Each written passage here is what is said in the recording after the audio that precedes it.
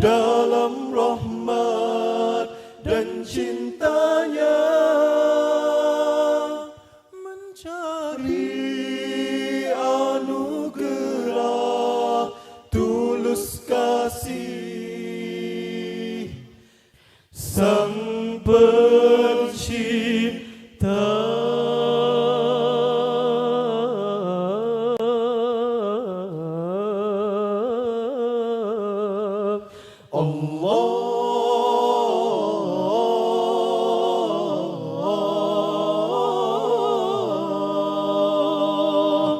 Dari tanah kita dijadikan, kepada tanah kan dikembalikan. Hambuan tanah jasad diabadikan, hanya amalan penentu segalanya. Kain yang putih membalut diri, menanti masa untuk disemati. Tanpa famili ditinggal pergi, hanya malaikat menanti di sisi. Di makom sana, inilah soalannya akan ditanya pada amalannya.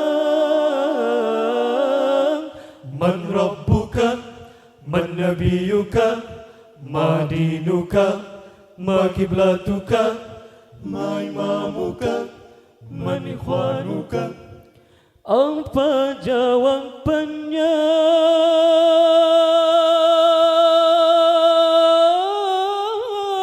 Yang disedia.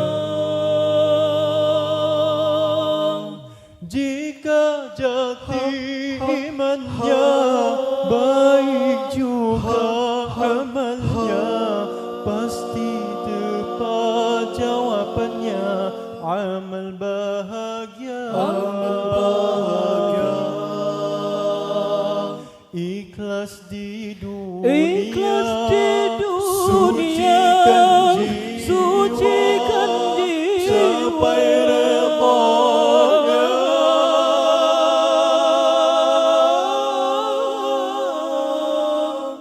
Ditinggal dua wasiat Allah, tidak akan sesat selagi. Habibullah, di dalam landasan iman, Al-Quran sunnah pegangan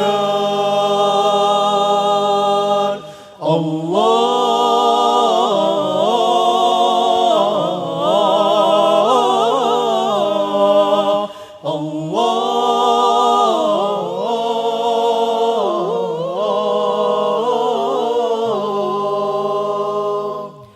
Jika jati imannya baik juga amalnya, pasti tepat jawabannya.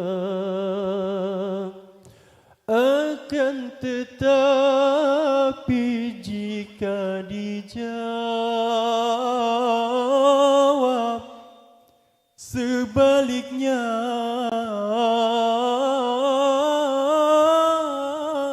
maka bersedialah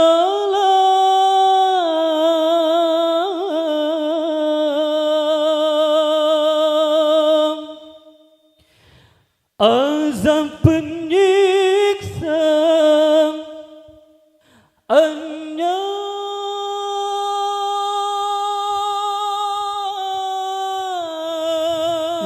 Israel datang tanpa mengenal usia, hanya amalan menjadi penyelamat kita.